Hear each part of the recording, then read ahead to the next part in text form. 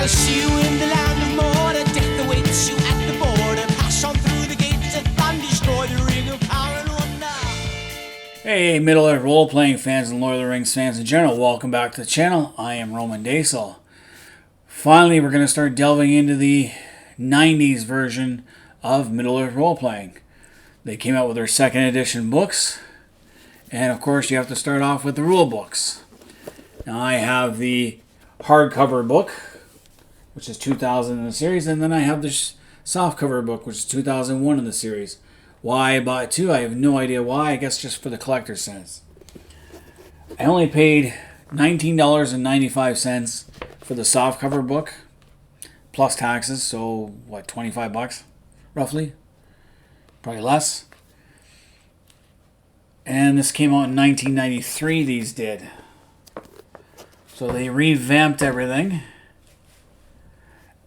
And the cover art's pretty cool by Agnes McBride. You have the three Nazgul and you have Aragorn and two of the hobbits facing off. So I kind of like that. I think it looks better than the original cover, which had the Fellowship of the Ring. Sam looks like a dork in that one. And there are more pages. It's thicker. 247 pages as opposed to the old book had 125. So there is more information in these books. I know that, and let's delve into it. So now that we're back to the table, we'll give a quick overview of this. This is pretty much the same as the first edition rulebook. There's not a lot of changes in this. So I don't need to explain anything or go through anything. It gives you the table of contents so it's easy to read. The introduction. Adventuring in Middle-Earth, a place called Middle-Earth. Magic, myths, and religion. Magic and power, your character. Talks about the Hobbit, the Fellowship, the Return of the King, and the Two Towers. You know, basically where all this information comes from. It gives you a sample adventure to go through to get a gist of how adventuring works, like what to do. Guidelines and rules. Dice rolling conventions. Mostly things are 1 to 100 or 1d10. So 2d10 and 1d10. And the definitions of the dice rolls. Your character. So creating your own character. Character templates. It gives for a guy named Galadhiel up to a level 10 what he would reasonably get each time he goes up a level. And gives you the actual character sheet that you make. Character's role, personality. Sometimes you could be, just to throw things off, you could be called sullen and morose, somber and serious, or you could be suicidal, sociable and gregarious, creative, inventive and original, disordered and messy. You know, there's so many character traits you could be, like personality-wise. Your motivation, what's your motivation? Do you want to destroy? Are you hate and work against? Do you persevere, protect, revenge, you know, different stuff like that. The alignment, are you good, lawful, neutral, or just plain being a plain asshole? Characters, factors defining your character. Stat bonuses table. So if you roll and you have your character gets a +2 stat for, let's say, elves, they get +2 added to their die roll. If you get 102, you get a 35 bonus and 4 power points. Power points are used for spells per level, and you have a stat of bonus effect table. So what it'll affect. So for example, climbing, riding, swimming, tracking, ambush. Mental and physical statistics, obviously strength, agility, constitution, intelligence, intuition, and presence. And how when you roll, how you make a character, how you roll, and you decide where you want to put your strengths. If you're more of a guy who likes to do magic, so to speak, you're going to put everything into intelligence and intuition. If you're someone who is a warrior, you're going to go with strength. a thief. Again, agility, intelligence, things like that. Culture and race. So if you're a hobbit, obviously you're not going to be very strong, but you're going to be very agile. And you're going to have a good constitution. After all, Frodo was able to carry the ring so far into Mordor and only succumbed to its power at the very end. Aragorn too resisted the lure of the ring, while Boromir failed. The Dunedain are stronger than most men, and the elves, they have their own. Noldor elves are stronger than half-elves and Sylvan elves and whatnot. They have higher stats. Orcs, half-orcs, orcs. So you could be a troll if you want. Professions. They have warrior, scout, which would also be a thief, ranger, which would be a tracker, bard, which is a jack of all trades, mage, a magician. Animus would be like a cleric. Skills, you have a skill, and you have a skill bonus table. Primary skills, I'm just going through this because this can be found all in the first edition. It's a long reading. Movement, maneuvering, weapon skills, magical skills, subterfuge skills, general skills. So when you're making your character, you're going to figure out all this stuff out as you go along. I should actually go through how to make a character. I'll use one of my kids as guinea pigs. Experience level. So the more experience you get, the more you can go up. Casting spells. Learn how to cast spells using PowerPoints, miscellaneous factors like resistance rules, defensive bonus, equipment money, and encumbrance penalty. So let's say you find 1,000 gold pieces. There's no way in hell you're going to carry it all by yourself. Gold is very heavy. This isn't like putting loonies and toonies in your pocket. Even 1,000 of those would get heavy. And then you have to have money to buy equipment. You have to keep an eye on your encumbrance. If you're too overly burdened, you're going to be slower. Your reaction times are slower. Experience points. The more you move up, the better it is. Every time you receive a critical, so if you take a B critical, or you get a slash in the arm and it gives you but a flesh wound, you're going to get experience points for that, depending on your opponent's level. And if you get really walloped, let's say a troll just punches you and you go flying off, then obviously you're going to get more experience points for that if you survive. Kill point table. If you're a level 1, you're killing a level 10 guy like a troll, you're getting 650 experience points. Maneuvering. If you start doing parkour with no experience and it works, you're going to get like a 300 experience points. Hell, during the Fellowship of the Ring, Pippin, Merry, Frodo, and Sam should all have been going up several levels by the time they reached the end of their journey. By the time they got back to the Shire, there was so much experience and confidence. They were higher than the rogues they were facing. Spell point. So if you complete a spell, you get experience points for that. Then the character levels, advancing a level. So to go from level 1 to level 2, you need 10,000. So you need to go up to 20,000 experience points from 10,000. Usually you start at level 1 just because in your childhood you gain all this experience. To get to level 10, you need 150,000 experience points.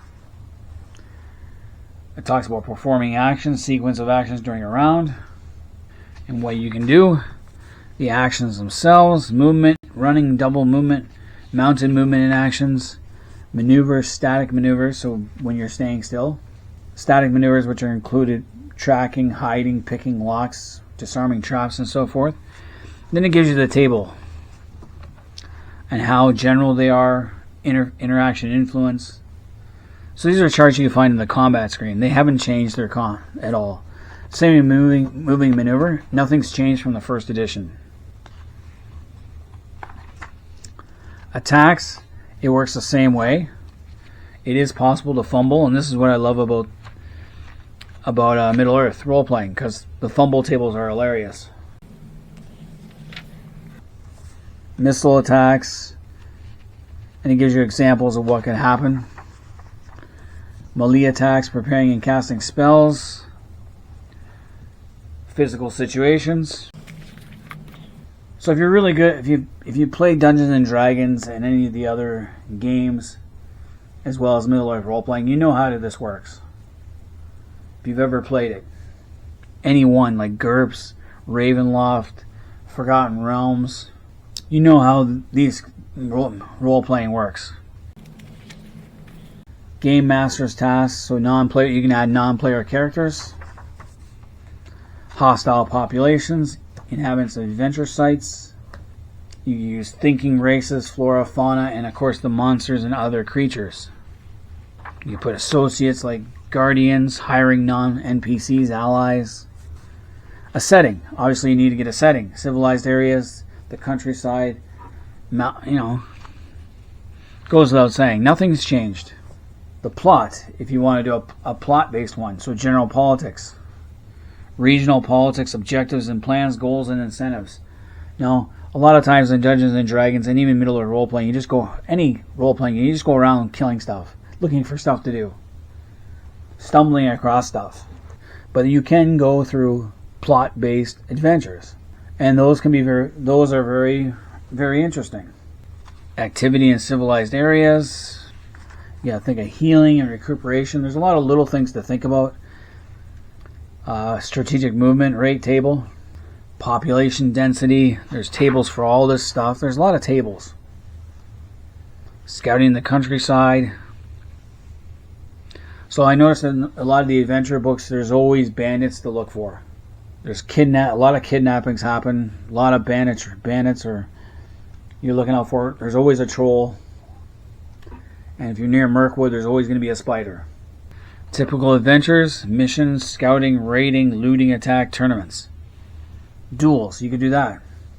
Tournaments were fun, especially if they're run by one of the Nazgul. Magic and spells. This is the one area I think they've changed a little bit.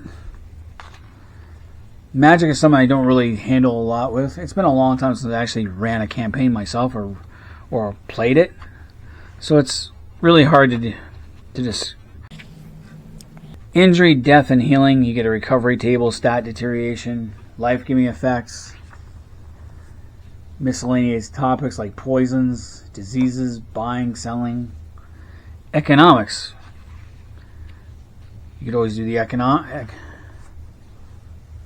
Then finally, part 5 is designing a character, generating statistics. So like I said, you got to pick, first of all, you got to pick a race and pick a profession. Then you can roll a dice and see. There's usually about 7 things you can roll a dice for and roll 2d10. So usually what you do is you pick 2 different colored dice and say which one's going to be your 10 number and which one's going to be the 1 number. So if your green is a 10 number and you roll an 8 green with a 5 white, that's 85, right? Pretty simple. Now, usually when I do designing a character, I let them roll 10 times, 2 10-sided dice 10 times, and take the best 7 results. Because sometimes, unless I design my own character where I want him to be an idiot, and have the adventurers take the village idiot with them. Choosing the culture and race. So the modifiers there. Choosing profession. So we've already gone through this already. Background and role traits. Adolescent skill development. And here we go with the adolescent skill development. This is what you get automatically when you start out. Apprenticeship skill development. Readying your player character, so weight penalties, depending how much stuff you have, outfitting. The biggest problem I think that a lot of game masters just overlook is when you find treasure and you only got so many guys, how are you going to get it home? Or how are you going to get it anywhere? I recall Thor and Oakenshield and Company, when after defeating the trolls, thanks to Gandalf, and Bilbo had a key, they found the troll treasure. Well, they didn't take it with them, they buried it. Because they knew they weren't going to be able to use it. And just in case on the return journey. It's just like Bilbo, when Bilbo was given a 14th share of the Lonely Mountain treasure, he couldn't carry all that shit. There was no way in hell he was going to carry that much treasure. So he just took a sturdy pony with 2 chests, one full of gold, one full of silver, and a couple other choice little items. So you have a calculating encumbrance penalties. And basically this is what it's going to look like, something like that. Languages, that's another thing I forgot. You're going to get so many languages. Helps to know the language. If you have the gift of gab like my wife, that's no problem. If you're like me who struggle with foreign languages, then it makes it necessary. Elves will pick up language quickly. Common men, not so much. Orcs, definitely not. Keeping track of your character, all your equipment. And now we get a sample game setting. Civilized areas, the inn at the last bridge. And it gives you some non-player character summary sheet. And you can go to the inn and you can decide what to do for your last adventure. Your next event, you go to the inn and you listen and see what you want to do for the next adventure. The countryside forest and the hills of the Trollshaws. So this is in Rudar. It's the last inn before you reach Rivendell, or get to Bree, depending how you look at it. It's about halfway either way. A little bit closer to Rivendell, I think, than Bree. And it's depicted here. So you have the Hillmen, the Trollshaws, patrols of Angmar. So they're using a 1640 timeline. One of the adventure sites is the abandoned castle up on a hill. Because in Lord of the Rings, in the Hobbit, they mention Bilbo seeing dark castle shapes in the dark, like abandoned fortifications. So you go up to this abandoned castle. There are 4 towers, and you read through the whole thing. You can send guys here. I've done this many times with beginners. It's an excellent starter adventure. They've actually improved it from the first edition. There are more things to worry about, more rooms. So I do like this. Even has an underground stream. You have a troll lair, which is always good for starting adventures.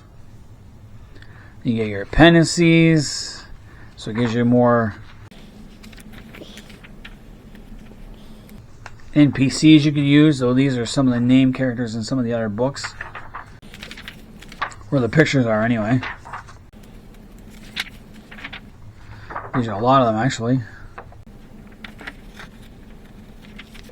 Culture and races, so it goes to the dwarves, the Umli, which are half dwarves, which is, I don't know if that's, not sure how possible that would be in Tolkien's world. Like, the problem with Middle-Earth Role Playing is it makes it seem like half elves are common when there really weren't. There are very few cases of that, I think. Elrond the half-elven is one of the most famous, as well as the kings of Numenor. They're all descended from Luthien and Beren, and Tuor and Idril. There's that blending of that there. One of the princes of Dol Amroth married a elven maid, or definitely kept her and had kids with her, and then disappeared. She did. So you get the elvish races. So I'm not sure how half dwarves would be.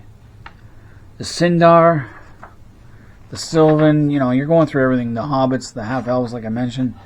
Then you go through men. You have Bjornings, Black Numenorians, Corsairs, Derwindrim, the Dunedain, Dunlendings, Easterlings, Rhyadorians. So you can be anyone you want. You want to be in a Rhyadorian, go ahead. You want to be in Haradrim? You can be one of the Variags of Khand, the Woodmen, Wozes, the Pukel Men. Then you have Common Orcs, Uruk-hai, Half Orcs. And there's Trolls, Wall Trolls, Olag, Hay, and Half Trolls. I don't know how Half Trolls work. Just because they mentioned in Return of the King how troll-like men with black skin and white tongues. Or was it red tongues? I forget which. You have your creature appendices. So it gives the powerful creatures to some of the more lesser ones. Not going through the whole thing. Spell list. Now they have updated the spell list, I find. There are more spells. And depending on your level, this is what you can cast. Essence spell list. So essence is when you borrow the life force of things around you, kind of like a Jedi. That's how essence works. Like Iron Crown and Enterprises, they had another role-playing game called Rolemaster, and you can use their spell law book as well too. They also have arms and arms law, monsters. There's a whole bunch. I never got into it. I only have a couple of their books. So this section's been updated. It's one of the few updated things. We go to secondary skills. So if you're an actor, you can start, once you gain experience and go up levels, you can start doing secondary skill charts. Optional professions like a barbarian, a burglar, a conjurer, a civilian, explorer, monk, rogue. And it gives you what you would need to become that. So for an explorer, you would +1 per level on weapon skills, +3 on general skills, +2 on subterfuge, +2 on perception. Be a monk, a scholar, warrior monk. So that's new. Shape changer, that's new too. Martial arts and adrenaline defense skills. This is something new as well, because they never. Role Master had this, but Middle-Earth didn't. So that's definitely something new. Other modifications: learning spell lists, weapons, conversion notes, expanding with Role Master, which I mentioned. Selected readings gives you you photocopy that for your character chart. Damage record sheet, experience point record sheet. Then it gives you these two to make doodles on or make scenarios. Then you have all your tables. Nothing's changed with the tables. They're all the same. You want to get the combat screen. Is really what you want. Background options. So more tables. Creatures. Master character tables. Herbs and poisons. Magic pricing. Weather table. And small map. Nothing big there, and then a table of contents. Alright, so that is a quick glance at the second edition rule book for Middle-Earth Role Playing. I went through it quickly. It's pretty much the same as the first edition. There's too much explaining to do. But I think this edition is better than the first edition. They give more spell stats. They also go into more professions. So they put more of the Role Master elements into Middle-Earth Role Playing. Does it make the game more enjoyable? Yes. They're not adding a ton of rules, new rules, to bog it down. It's one of the things I find about many games is there's too many rules. It bogs down the pace of the game. Sometimes you just have to free flow it. Scrap most of the rules and just let it go. Have some fun. Only very serious gamers and will want to use every rule possible. So anyway, we're getting into the second edition now, and can't wait to do more of these. So all you Middle-Earth Role Playing fans who've played this game, let me know which edition is better, the first edition or the second edition. Leave comments in the comment section. Until next time, I'm Roman Dace. I am out of here. The questions still unanswered as I look at what you've done. Oh, you never really told me. Again, I ask the question that I'm waiting for reply. Are you satisfied? Satisfied? Satisfied? Satisfied? Satisfied? Are you satisfied? Your crown is in the gutter, there's a liar on the throne. My feet are in the kingdom. Shadow caster casting shadows, destroying what you know. Are you satisfied?